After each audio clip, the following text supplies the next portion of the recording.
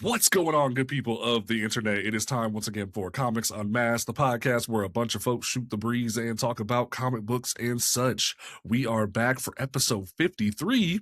Wait, JP, what do you mean? You just had 51. What are you talking about? Well, I'm glad you said that because episode 52 this week is going to be an exclusive interview with writer Rodney Barnes, the writer of Philadelphia, the new Book of Boba Fett comic that's coming out. He had wrote the original Falcon series that came out after Secret Empire. Dude, he wrote Crownsville recently. So many great titles. He worked in the industry on things like Boondocks and My Wife and Kids. Dude is a legend. And I am so thankful that I finally got to be one of my favorite writers in the industry and sit down with him. His podcast, Run Fool, is one of my favorite things to listen to when I'm on drives, long places. So definitely get excited for that. That'll be out in tandem with this episode tomorrow. So that is going to be phenomenal. Now, don't forget that you can listen to this podcast on Apple Podcasts, Spotify, YouTube, all those great places. I have been in the process of updating all of the episodes on the Comics Unmasked YouTube channel. That way they link over to here as well, because YouTube has that collaboration feature. So you'll be able to see every episode as well as the live versions on both platforms, I believe. I'll have to look into that and confirm, but it's in the works. It's in the works. But at the very least, you will have the edited versions on all those other platforms as well. So that'll be accessible to you. My name is JP. To my left, we have Afro Baggins himself, the man who will sit in the wilderness with a comic book, cloak on, and joint lit. We have B-Rax himself. How you doing, brother? I am doing good. I'm doing good. Just got back from another camping trip because half my state's on fire. I don't know how much longer I'm going to be able to touch grass, so I've got to do it as often as possible now. There you go. There you go. All right. All right. We are going to go ahead and jump into this. Before we do, I do want to make an announcement. Our amazing co-host Tashi, she is one of the owners of Midnight Comics as well. She is taking a step back from being a co-host. She made the announcement over on Threads earlier today, where she is just like overwhelmed, not only with being her own content, her own publishing platform, being a mom and all the things that she has going on. She is just taking a step back. She will be still helping us out with social media and whatnot from time to time. So definitely look out for that. But we will be looking for a third co-host in the next few weeks, months. So definitely look out for a new face. If you would like to be interested, if you were interested in being part of a Black hosted podcast, let me know. We want to make sure that we keep the melanin flowing here. Like, yes, we will have guests from people in the industry. Like, we're not saying no whites allowed when it comes to like creators and whatnot, but the whole point of this show was to make sure that marginalized voices were uplifted. And we have talked about other people of color as well. That is something we can visit and whatnot. But the goal was to uplift marginalized voices in the comic community, because there are so many podcasts that are just white dudes talking about comics. So not the idea with this is to open it up to where other folks talk about comic books. So that is the idea behind that. So if you want to be interested in co-hosting with us, if you have the time, if you have the interest in learning about the industry, or if you're passionate about the industry, shoot me a DM. We can talk. All right. So first thing on the agenda. This one was the highlight of my week, because there was a very large announcement that I actually got to be a part of announcing, that there is a new collective in comic books. A bunch of Black-owned comic book stores have teamed up together to create the Ink Alliance. It is a collaborative effort. It's a sort of collective of shops that their main goal is to help each other, do PR for each other, raise funds together, and basically just uplift each other. That way more folks know that they exist. And the first project they are doing for the release of this collective, the announcement of this collective, is they are going to be doing an exclusive variant cover for New Titans number 38, that is drawn by the GOAT himself, the one who cannot miss, as I say, Sanford Green. And this cover, featuring Cyborg and Static, oh, beautiful, beautiful. So, one of the craziest things after I saw this, I immediately go into my comic book shop and I start seeing, what is it? Whoa, what is playing in my background there? Oh, there you go. You gotta love the ads that play in freaking Comic Geek sometimes. Oh Uh, no. I know, right? Where was I? Anyway, the Red Hood, the Red Hood, the Hills. I freaking Mm. popped out right there. It's just on the shelf. All of a sudden, I'm having to flip through this. People, he does not miss. He does not miss. He looks like he puts an entire year's worth of his life into a panel. I don't know how he does it. Like, it is crazy. I feel like this artwork is just should be in some kind of museum at this point because it's so good and it's just put into a comic book. Ooh, Yeah, so like like oh, so masterful. good. Dude knows It's how to do so his well coloring, done. knows how to do his line work, knows how to bring like focus into the characters and then also reach it into the background so that way you're not missing anything. This dude has like studied art to a level that I don't think I will ever be able to comprehend it. Does not miss. Does not miss. It's so well done, and I genuinely can't. I can't stop looking at it. Like it's been my phone wallpaper all week. Like that's how much this has been stuck on me because of how well this is done, and it blows my mind that there's been some people who have had issue with it because they announced with it that it's going to be limited to 1,000 copies across the entirety of these different shops. There's like a handful of different shops. There's Blurred Underground's Comics and Collectibles. There's Offbeat, Challenges Comics and Games, Comic Den, Third Coast Comics, Gulf Coast, Cosmos Comics, Acme Comics, Cuts and Comics, Winduse Comics and Collectibles, and Eastgate Comics. These are all across Georgia, Texas, North Carolina, Florida, and Illinois and Mississippi. And I have been able to talk with some of these folks, and we're going to be interviewing them over the course of the next few weeks. But in general, some people were very upset about this because there's already the fact that it's going to cost $30 for the cover. They're making it to where you have to be in the store for wave one, like you can't just like go pre-order it online. They're making sure the stores themselves are prioritized, meaning you have to get off your own ass. Like if you live in these states, you need to get up off your own ass and go into the location and actually go in and pre-order it because they want to make sure that their own customer bases have the like exclusive rights to it first, and then they are going to make it available whatever is left to buy online. And some people were very upset about this. They're like, why is it only 1,000? Why is it such a low number? Yada, yada. And here's the thing, there is like a minimum of how much they can buy. But at the same time, they're like the cost of this is already insane for one shop to do, let alone this is a collective of shops that have all pitched in to make this be possible. So this is the first time they're able to do this. They made sure they're able to do this. So it's not like this is never going to happen again. There's going to be more of these that come out over time. But this is wave one. This is the first time all these stores are grouping together to do this. And we might get more. If they like, well, like say if DC ever gets up off their own ass and announces a Black Lightning 50th anniversary book, they might do one for that. If Marvel does a new Black Panther book, they might reach out to Marvel for that. They have a working relationship with Sanford Green. Maybe when the next Bitterroot book comes out, they'll do something for that. You never know. So I know some folks are frustrated by the fact that this is only up to like limited to 1,000, but this is just the first time. And some people were even like, "Oh, well, the scalpers are gonna get it." Like, this is the first time they're doing this. You got to give them some leeway a little bit.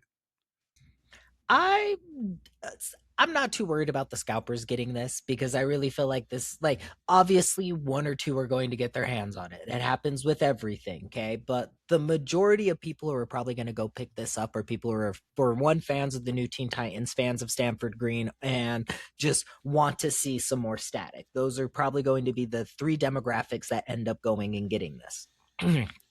Honestly, I think it's better that they're doing it as a local release first for these companies because, for one, you got to boost just local sales. You got to boost these companies up. You got to give them some profit because if these companies fail, then stuff like this is never going to be able to happen.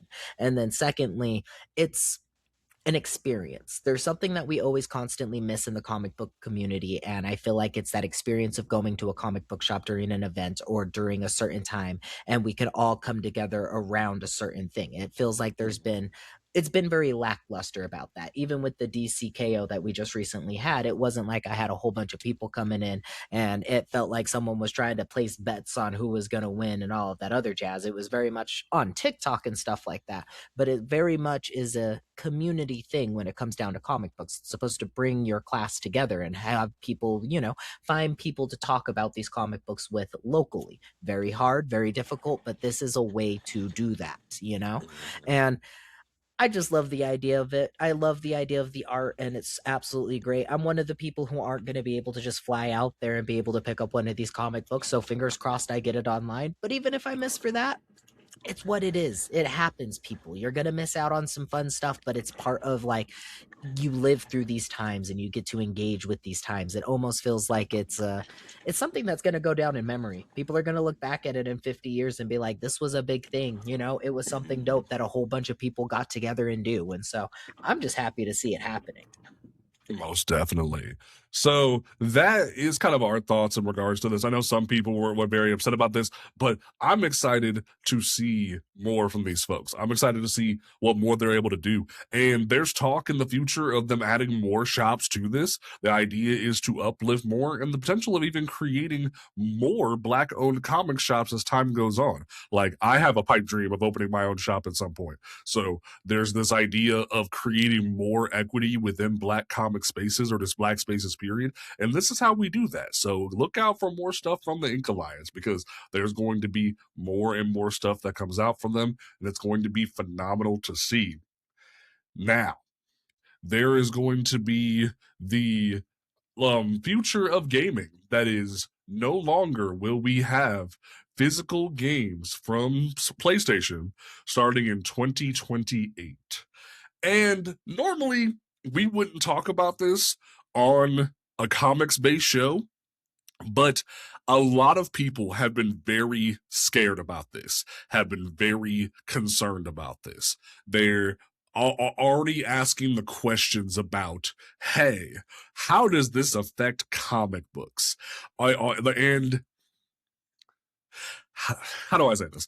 I am probably going to making like a subsequent video about this after the fact, but I'm sitting here kind of like tilting my head at the people who are concerned about this, going, really?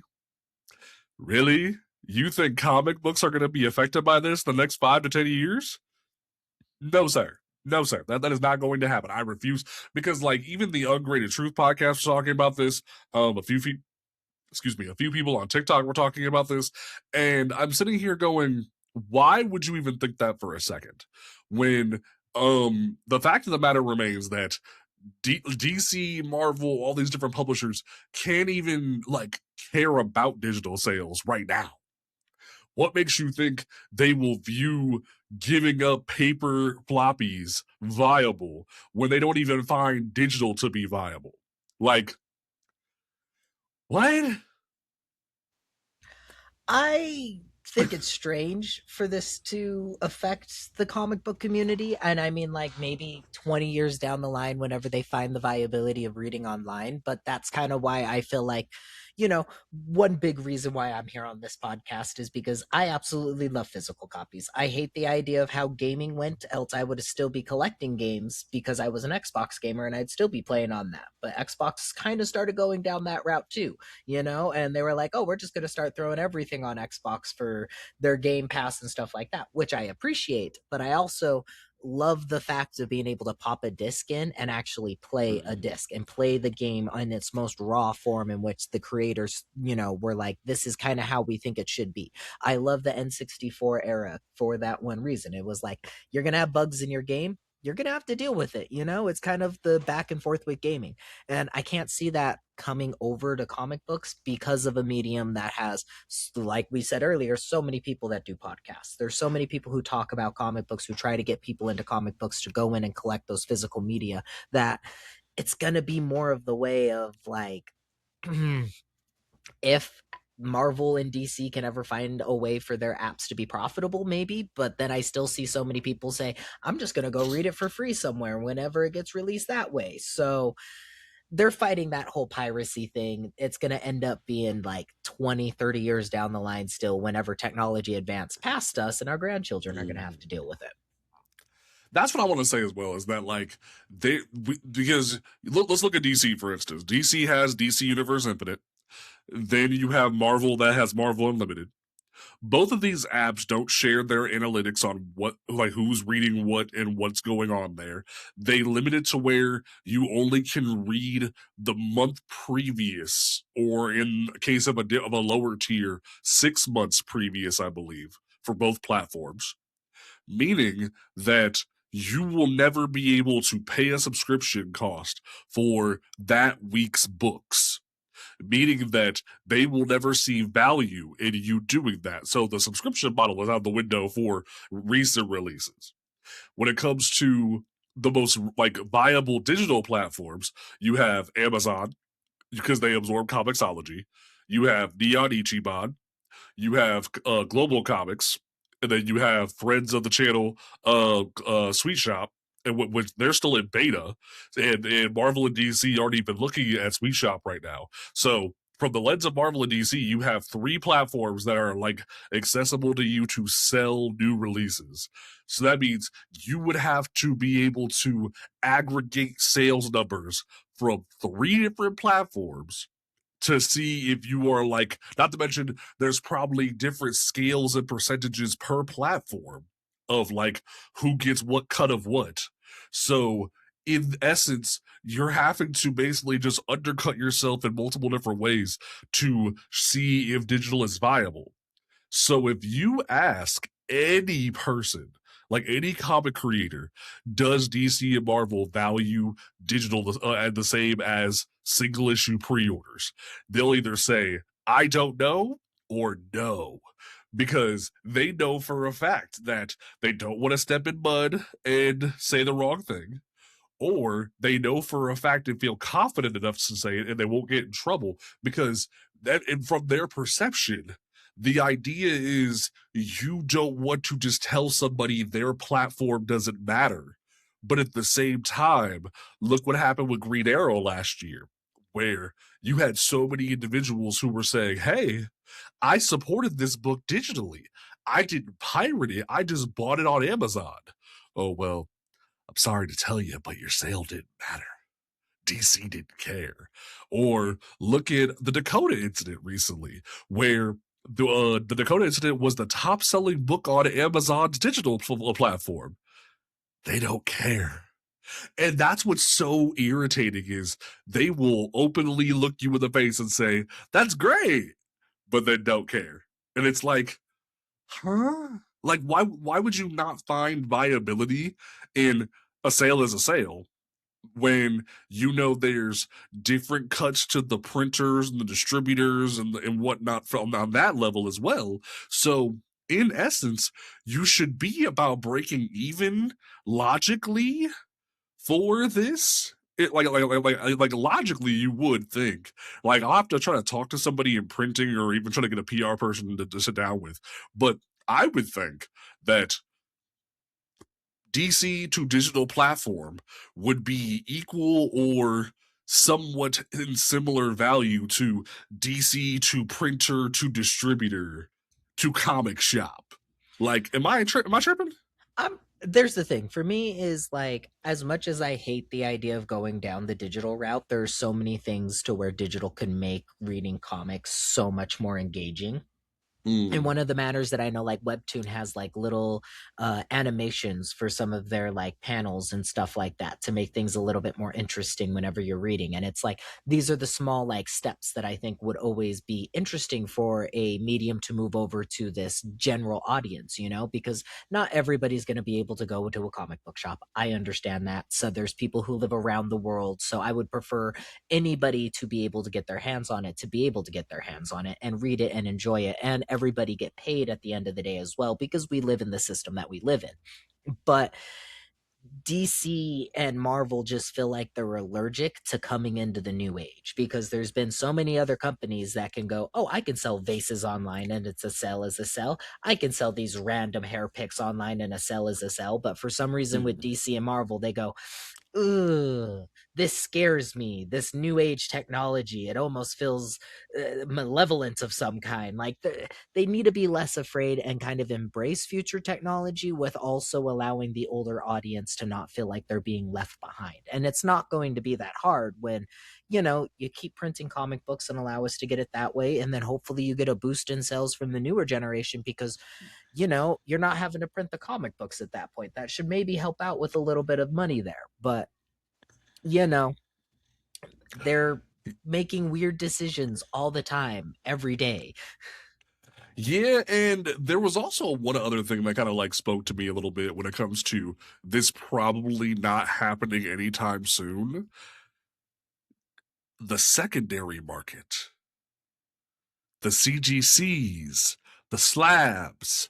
Do you really think, like we just talked about Absolute Batman last week getting a TV show? Do you know how much Absolute Batman It shot up in shot up to like price? 250 $300 It last time it, I it, checked. like if you look at Key Collector, shout out to Key Collector, we love Key Collector. They were estimating that slabbed 9.8 copies of Absolute Batman were like climbing at bare minimum raw 250 to 280, and then signed slabs were reaching to 3 and 400. So you're gonna tell me that DC and Marvel are gonna let like essentially the comic stock market crash by going digital only? That's also true too. That's I don't also know true about too. that. Because like every I just know from like DC's perspective, if they can go, oh, we have 10 more copies of issue number one, they're gonna sell them for $350. Like just so they Mm-hmm. can make a profit off of everything that they did. That's just number one. Like I would do that as a company. And then secondly, if any comic book shop now has an issue number one that happened to get CGC, that happened to just stay in good condition and all this other stuff, every comic book shop's going to be sitting on something good. And then, yeah, Like the look Superman. look at this. CGC openly acknowledges that an Action Comics number one sold for 2.7 million on the front page of their website.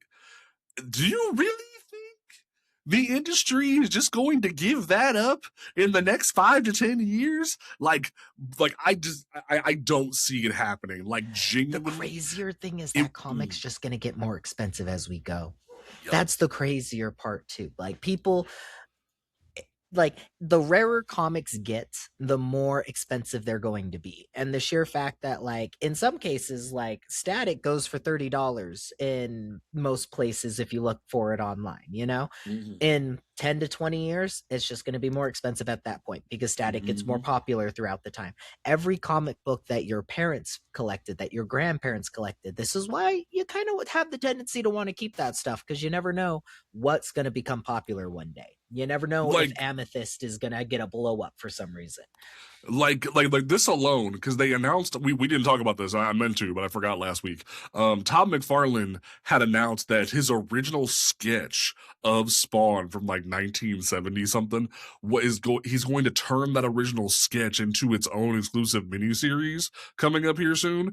And Comics the magazine did two different covers for it, like for their July or June issue, where they had one version of Spawn 77, and then they had another version of Spawn 77, which is shown here. It was one per comic shop. And now this thing alone, this magazine of a comic book character, is already benching $60 on its own. Do you really think that's just going and like just going to disappear? Like, do you really think? Heck, the same artist Mark Spears, his first ever Marvel cover, which is part of his Magic the Gathering art for the upcoming Marvel set that just dropped, is already benching 200 raw. And for people who don't like know collector language, raw means like bare, not in a slab. If this book that just came out is already benching $200, come on. Like, I like we don't need to be ringing the Chicken Little the sky is falling alarms just yet. Maybe in like 20, 30 years when they actually find some viability in digital, but like they already gave up on Batman cryptocurrency and Batman NFTs. Remember the like DC tried those cape and cowl things? Like that's already done. They gave up on NFTs real quick. So it's like I don't see comic books having really any stance in digital like anytime soon. That's just me. But I love the idea of comic books going digital in a safe way, but at the end of the day, it's not going to be something that I see it in my lifetime because they're too afraid to kind of pull the market on it and kind of see. Because let's be honest, if they end up doing it wrong, they're going to crash and burn hard. And Marvel and DC don't want to be laughed at, especially on the internet, because it's constantly happening to them. They're trying to save face every single day that they, log on and try to do their marketing. They got to try to save face in some kind of way because not everybody's happy with their movies, not everybody's happy with their comic books, and people are vocal. That's just how it is. Speaking of people who are not happy with their video games right now, as well as their comic books and movies, we had the actually no, before I get to that, let me harp on one more thing because I wanna dispel something before I forget about it. Let me flip back over here. I'm gonna make this really, really clear for everybody in attendance. Do not, I repeat, do not believe a thing coming from fandompulse.com. Like they are very prominent on Twitter. They are ran by a well-known serial domestic abuser. They are somebody who is very right-wing and crazy. And they are someone who has launched hate campaigns against Millie Alcock, and they are somebody who should not be trusted because they put out a post earlier today saying, and I quote, a comic book industry insider tells us that Disney is planning to phase out Marvel's in-house publishing operation and move the line to Webtoon by 2030. The source, Marvel will be phasing out their publishing to Webtoon by 2030, give or take.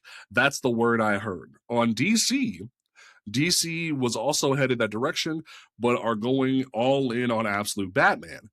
Cosmic Book News is separately hearing the same from its own insider that Disney is less interested in publishing and is looking to license out Marvel Comics rather than produce it in house. Marvel Comics has been publishing operations since 1939, and they've been firing a lot of their top executives. Now, this is nonsense. I can tell you this as somebody who like has sources when it comes to the industry, as well as like works for a prominent, well-known, like award-winning comic book journalism website. This is horseshit. Like I don't give a fuck. Like I'm gonna be real blunt with you. Don't trust Fandom Post. Don't trust Cosmic Book News because they're a website that has been serially trying to make themselves appear to look like comicbook.com for years. And it's a scam. It's all like right-wing nonsense that they've been like spewing for years. They were big proponents and believers in Comicsgate. They were also part of the same collective of people who worked on Bounding for Comics. It's all nonsense. This is not real. Marvel and DC are not going to give up their stuff. That even I remember Rob Liefeld tried to say something on Twitter 2 weeks ago. He wrote an article for his Substack where he said, "Oh, Marvel and DC, you should license your characters to me and Todd McFarlane." That went real well the first time, didn't it, Rob? Do you not remember Heroes Reborn, Rob? Do you not know what happened last time, Rob? Like, stop it. Like, just stop it. Like, there is no way that you will ever see DC and Marvel. Like, maybe Kirkman, if Kirkman has his way, might get every intellectual property from Hasbro. Like, there's been talks that Boom has not been super happy about some things with Power Rangers. That's why they're like really hoping that Unlimited does well, which we'll talk about in a minute. As well as like the IDW has had some rocky issues with Turtles, but at the same time, Marvel and DC are not giving up them things. Like Marvel and DC almost gave those up back in the early 70s and 80s, but that That's what they I was didn't gonna do it. say. Is they already like Marvel already made that mistake with the X-Men and with Spider-Man and everything like that, and you saw how hard Disney is freaking fighting for Spider-Man right now, and you saw how much money they forked over for the X-Men with that Fox merger, and with not Fox Mm-hmm. merger, but the Fox stuff. So Yeah. like, you know, they're not gonna let that stuff go anytime soon, especially with the sheer fact that like Marvel alone, their movies are profitable. They're always going to turn those and have that as a flip. And if they're always going to be able to have source material to go back to when it comes down to those comic books, they are not letting that go a single day. DC, Mm-hmm. little bit more rocky, but they've never been to the point that they're like, oh yeah, let's just sell off these characters because they're the first. They're the first Mm-hmm. biggest and they're going to be the biggest as long as they can hold it. They want to be that like Disney type figure for comic books is what DC would like. They just never can get the ball rolling. Yeah. And like that's the thing that really irks me is that like that's only from the movie side. From the comic side, when you look at how the history has gone for comic books, there's no way on God's green earth Marvel and DC are giving that up.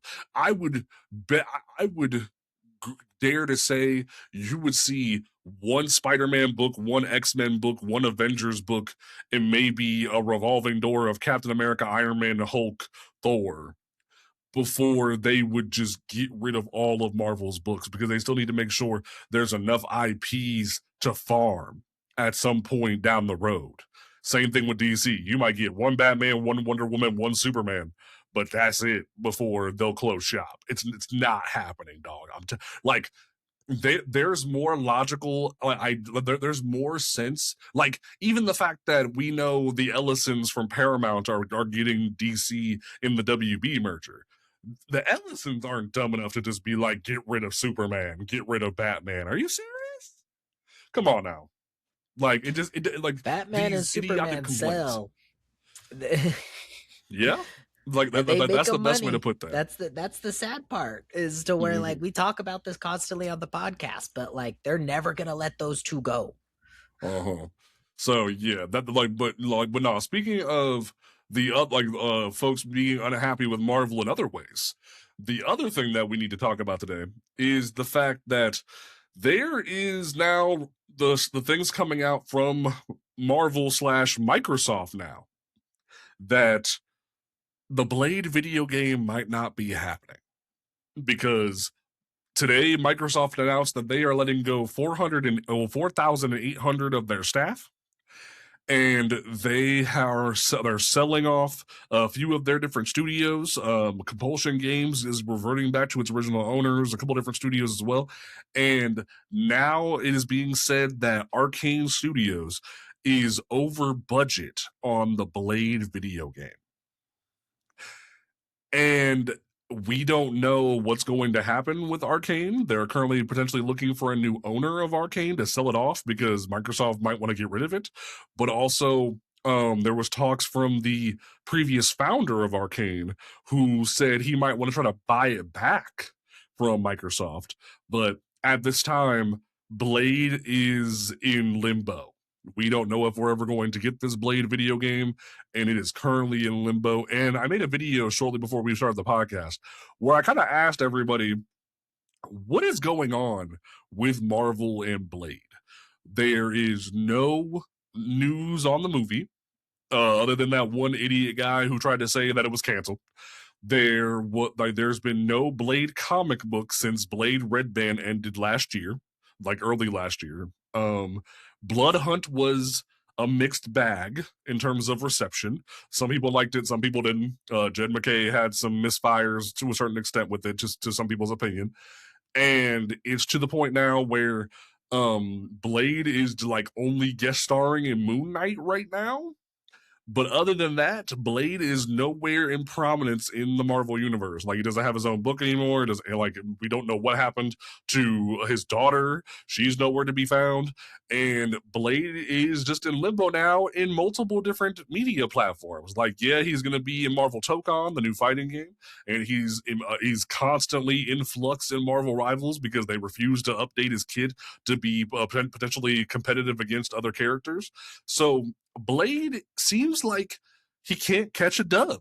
and I'm very confused as to why. And I would love your thoughts, because I want to understand why Marvel doesn't feel that Blade is a viable property. I can't understand it just because it feels like, to me at least, Blade is the thing that saved Marvel for the movie universe. So they should always try to kind of give him a little more love than they do, really. And also, he's a fun character in Marvel Rivals. I was just playing him today. I just don't know why they don't. Okay, my issue with Marvel Rivals really is that there's certain of them that actually feel like superheroes, and then there's other ones that just kind of feel like fill-ins. I should feel like every single one of these people are like superpowered beings, and I'm getting beamed by Cyclops right now, and it is extremely annoying when I'm sitting there as a Rocket Raccoon and I'm just getting lasered. But that's just, me Mm. needing to come back to the game and get good again. When it comes down to the whole Blade thing, though, it just feels like they're not putting anybody on the projects who I feel like love the character in the manner that they're not allowing this passion to come through, to where they'll have somebody who probably loves working on this character and loves animating this character, for an example, for this game. But then you're going to have the higher ups that are just kind of like, eh, it's a character. It's just, somebody else that could possibly be a property. And so with like the cancellation of the game, that really freaking sucks because uh, we haven't had a good vampire game, in my opinion, in a fat minute. And I'm talking about like going in, you're staking vampires through the heart, you're cutting their head off. Like you could turn a good like it's not exo primal. It's like the one guy that has like the goo arm that like shoots across the buildings and stuff like that. I cannot remember the name of Mm. those games, but basically that, except with like vampires, because that was more Mm. zombies ish in that game that I'm envisioning. So good. They'd Oh, be able to Dishonored? do it.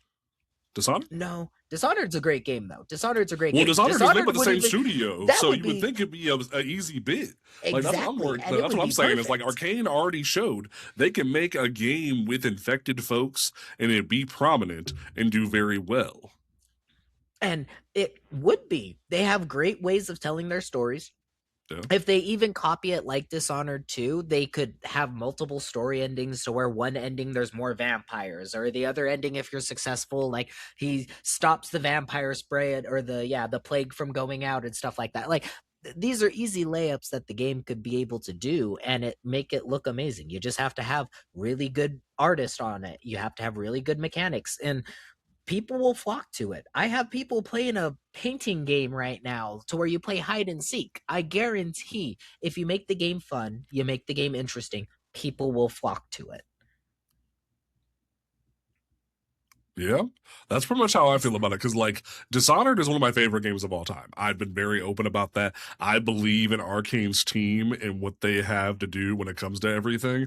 And I'm sitting here kind of going, huh, what are you doing? Like it seems very logical that this will work. And yeah, Joseph Ashley, who's in our YouTube chat, we did say that Blade is going to be in Tokon, but that still doesn't really mean that Marvel values him.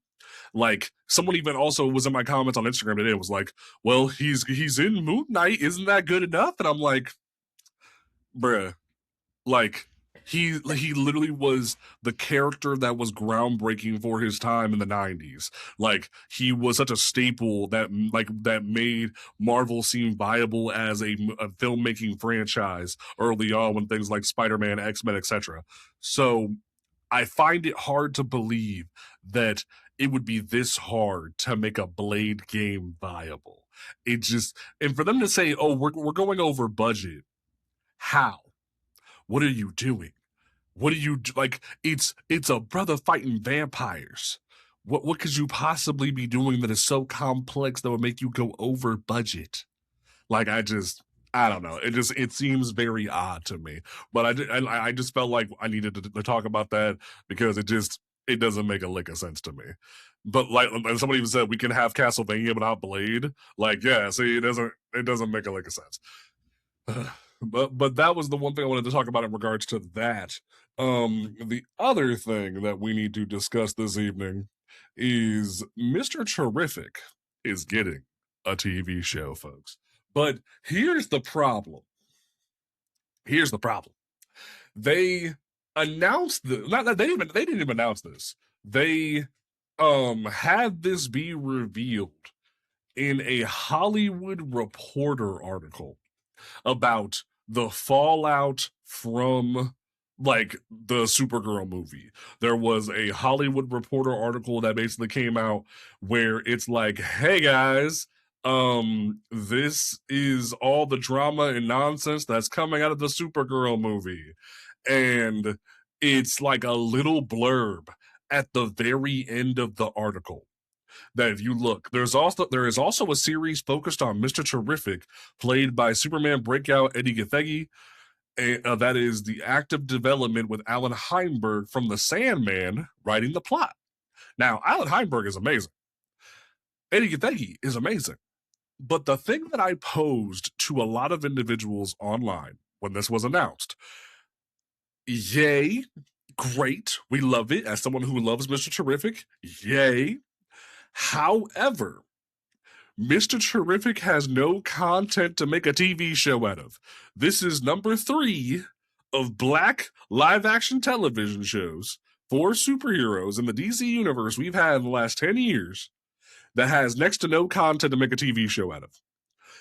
Black Lightning was the first, who had 4 seasons, and in those 4 seasons, they ran out of comic book content to use by season 3. They started making shit up.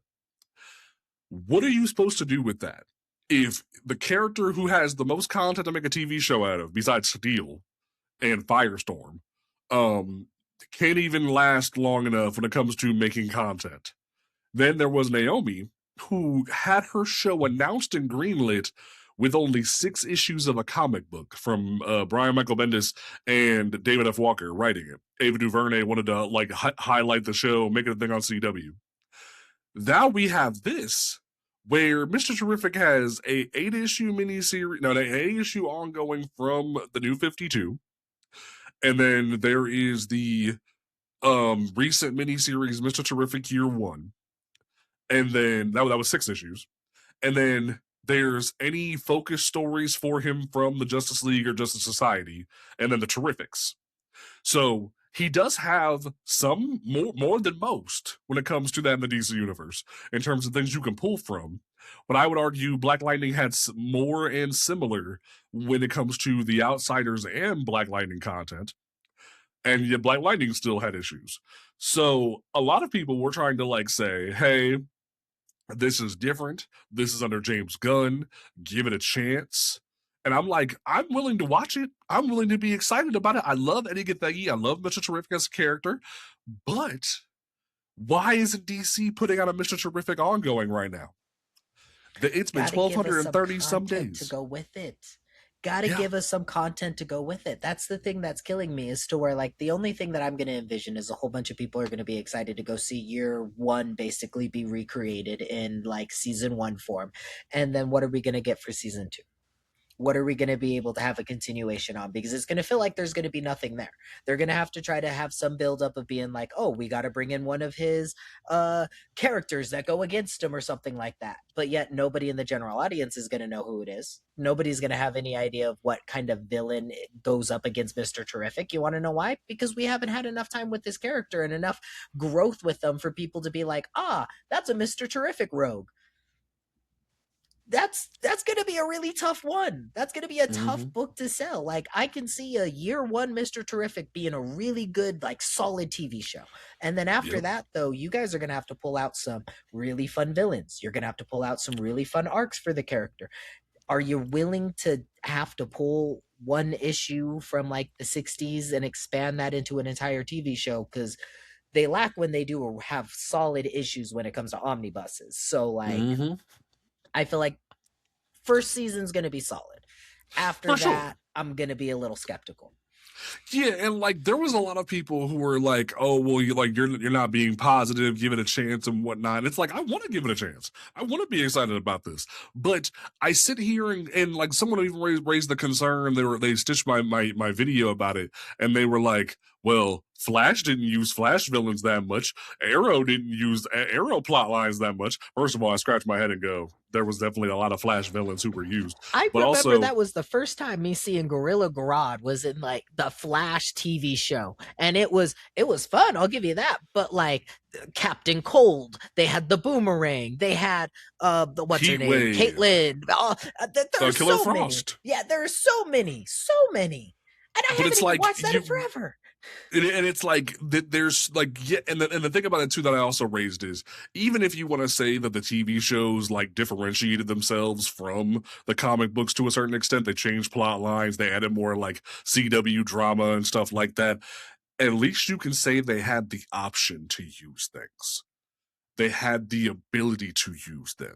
But now with when it comes to Mr. Terrific, they have to either make new shit or steal from other people, other characters, and it just goes to show you that DC had so much potential if they would have just tried, and they didn't. And it's like, it's frustrating because I want to believe in DC. I wouldn't like invest in DC as much as I do if I didn't care about them.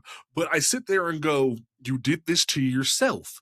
You did this to yourself. And now we're in this predicament where James Gunn has to dance around all this nonsense. Like, heck, you even had Alan Heinberg, who had Sandman. Neil Gaiman, as much of a weirdo as he is, that we found out, he still wrote so much of Sandman that could be included in a Sandman TV show. Mr. Terrific ain't got nothing. So Alan Heinberg has substantially less to work with here. So it's frustrating. Joseph asked in chat, do you think if the show is good that somebody might say, let's make a book? I would argue that just off the back of his appearance in Superman, he should have had a book. I would argue that should have be a thing. We should have had a Mr. Terrific book, like at least greenlit and being announced and coming out in December. For how good and how beloved everybody loved Mr. Terrific in that Superman thing, DC should have jumped on that and been like, here's another little miniseries at least. Here's something that's going on in the main universe that we can tie Mr. Terrific in. We'll tie him off with the Justice League for a little bit and then start tying him into his own little thing. Like, DC should have ran with that. But they just decided we're just gonna keep putting on Days to the Counter for some reason. It's very odd to me. Like, man, I hope we get a Vixen book. So between Vixen and like we have Vixen, we have freaking Black Lightning, we have Mr. Terrific, we have all these different characters that like I just said earlier, Mr. Black Lightning 50th anniversary is in January. Silence. Why? Silence. A Stanford Green cover for that would go so hard, dude. The last Black Lightning cover he did was so good. Yep. And like, just DC is just letting money drop on the table. It's very odd to me. So we'll see what happens. But I felt that was something we needed to talk about because I was just kind of sitting here like, what in the world are we doing? Why isn't there more being done with this? But we shall see when it comes to this as things unfold.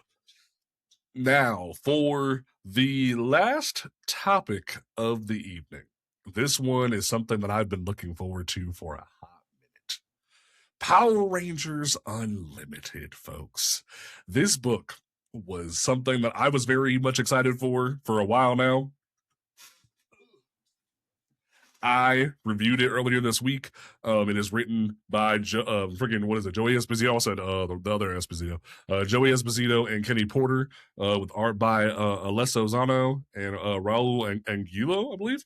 I'm horribly sorry if I got that wrong. But this book, as I said in my review, is everything Power Ranger fans have been looking for so long. Because back when Mighty Morphin Power Rangers first came about from Kyle Higgins and Boom Studios, everyone was like, cool, you got to start with Mighty Morphin. That makes sense. Fans need to get reacquainted with the franchise and whatnot. Fine. Shattered Grid was iconic. Once Shattered Grid was over, we then had Beyond the Grid, written by Marguerite Bennett. That was like the first arc after Shattered Grid. And it was so well done, so perfectly expressive and showing different Rangers besides just the Mighty Morphin team. And so many of us were kind of sitting here like, yeah, we want that. We want every team of Power Rangers showcased. And then right after that arc was over, they just went back to more Mighty Morphin. And we kind of just sat here like, why? Why is this a thing? And then it kept going on. You had Mighty Morphin in one book and Power Rangers in the other book because they had the Omega Rangers, which was the team of Rangers who were in the Peace Conference, went off on one book, and then you had the Mighty Morphin team who was in the main book, and they had a love interest of Kimberly who became the Green Ranger while Tommy was also the White Ranger, and that went on for a long time. And then finally, they rejoined the two books back together for Mighty Morphin Power Rangers 100. And then from 100 all the way to 125, I believe, you had Melissa Flores writing, which we previously had her on the show. And that final arc, The Darkest Hour, was so well done. That was like the perfect love letter to everything Power Rangers. And they shattered the morphing grid one more time and left it that way. And we got Power Rangers Prime, which seemingly was what the morphing grid looked like post recreation, like years down the line after Billy had fixed it all.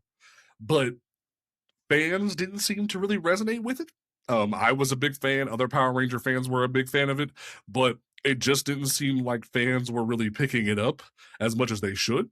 I was very frustrated by that. I didn't understand why folks didn't really enjoy Prime, and that's cool. But they announced two new books, well, now three new books, because we have the Mighty Morphin Power Rangers again, which is supposed to be 20 years later. The original team is coming back together.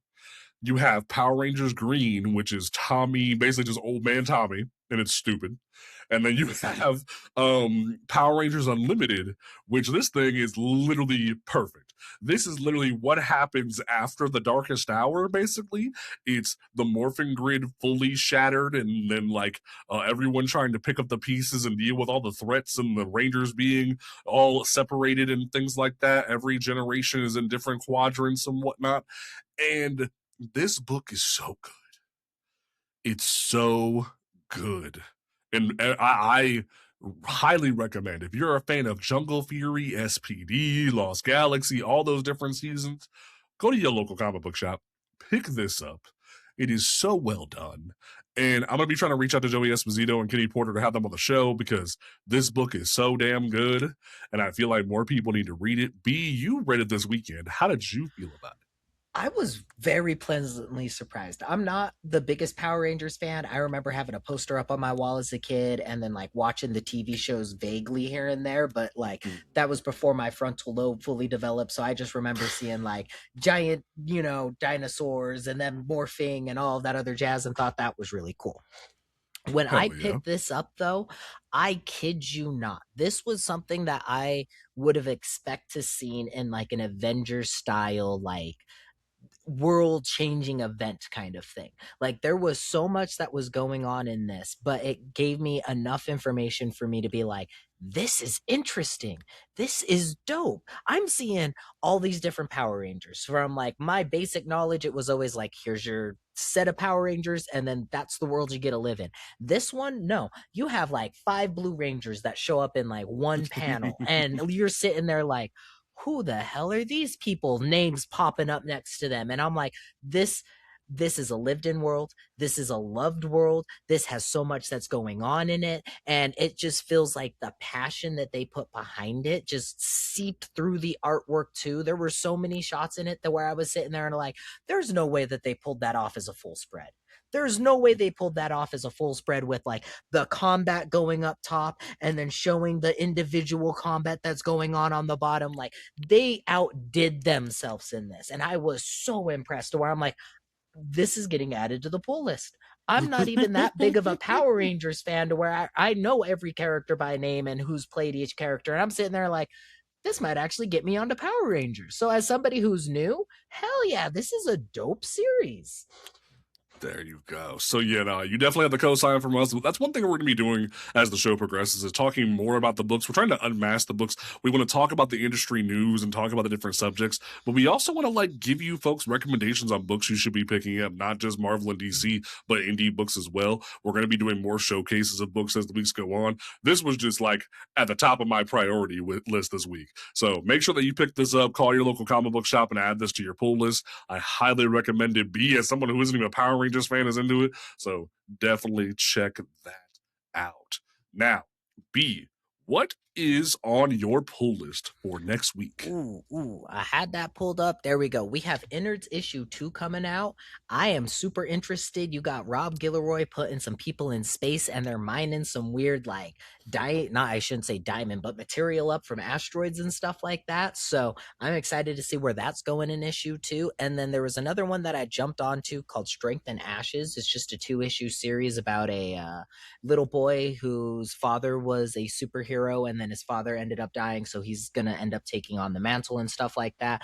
I think it's really important for people to kind of resolve through death and everything like that, because we're all going to have to experience it one day, and there's going to be family members who are inevitably going to die. And so I feel like it helps out with that process of trying to just get through your emotions and stuff like that. Both of those books too are by people of color, so I also highly recommend to pick them up.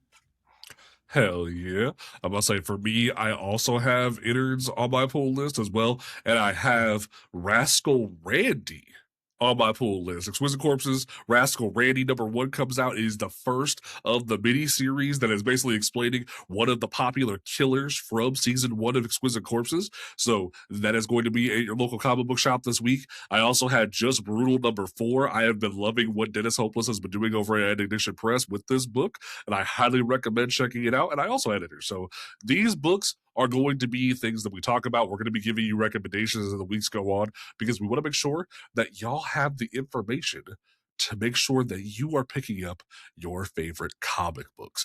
And also, this is something that I'll touch on with my closing statement because I want to go first for once. I'm tired of always going last. But there was a video put out by a mutual of mine, Juan Loves Comics. He put out a video where he had talked about the fact that he was going to be dropping his subscriptions for like his pull list from his local comic book shop because the cost was getting so dang high when it comes to his pull list every week. And I kind of sat there and was like, how much are you pulling, brother? Like he talked about, like I even commented on his post and was like I don't understand fully what you're going through. I'm terribly sorry. I'm somebody that curates my pull list. I'm somebody that goes through and only gets what I am like wanting to read. I am somebody who, like, yes, will read larger events because I cover them on the show. Like, I pick up like different absolute titles. I pick up Avengers Armageddon because we're going to be talking about it as the weeks progress. But I'm not somebody that feels the need to buy so many different books to where it is going to bankrupt me. And he basically was like, hey, I'm just not wired that way. I felt like I needed to be so involved in comics. And it's actually Juan reads comics. I apologize. But he straight up said was like, it was starting to be a hindrance on my like finances. And I can respect that, but I would also encourage folks, if you are somebody who feels the pressure of folks saying you need to be reading every title. You need to be reading Absolute Batman. Why aren't you reading Absolute Batman? Why aren't you reading Transformers? Why aren't you reading G.I. Joe? Why aren't you reading Avengers Armageddon? Why aren't you reading Moon Knight or Iron Man? Read what the fuck you want to read. Don't let nobody tell you what you need to be picking up from the comic shop. Clayface has a brand new #1 coming out next week. That's like giving him a little mini series before the movie comes out. I ain't buying it. Like Emperor Aquaman #19 comes out next week. And I'm an Aquaman fan, but I ain't buying it because I don't really like the direction they're taking the character. Like I also forgot Green Lantern Corps is on my pull list as well. I forgot about that. But there's Mask, there's Maul Shadow Lord, there's X-Men 97 has a comic book right now. There's Do a Power Bomb in black and white edition coming out. There's Jeff the Land Shark. There's so many books that are coming out of your local comic book shop every week. You don't need to go bankrupt. That is the biggest thing I try to stress to people is you don't need to go bankrupt just to read these stories. Read the books that you are interested in. That way you can continue to read those books and financially support yourself. Food is not less important than the comic. Like the food is more important, the lights are more important, the hot water is more, or water period is more important than the comic book. And I highly recommend doing what's best for you. And I applaud Juan for making that choice. I think he did what was best for him. But I also feel like just tone it down a little bit. Just tone it down a little bit. It'll do the best of things for you. But that is my closing thought for the evening. B, what is your closing statement for episode 53? I'm gonna keep it light, gonna keep it simple. Make sure you touch grass. Make sure you touch grass. Make sure you drink water. Yeah, hug your family members and text a friend, because life is short and life can be long at the same time. It's gonna be the longest thing that we do, and you better make sure that you enjoy it. That's what's up. That's what's up. All right, folks. Well, we appreciate y'all for tuning in for this episode of Comics Unmasked. Don't forget to check out the extra bonus episode this week where we interview writer Rodney Barnes. And don't forget to follow us on Twitter and Instagram and TikTok and Threads and all those great places. And leave us a review on Spotify and Apple Podcasts because it helps us move up in the algorithm. Thank y'all so much. We will catch y'all next time. Peace out.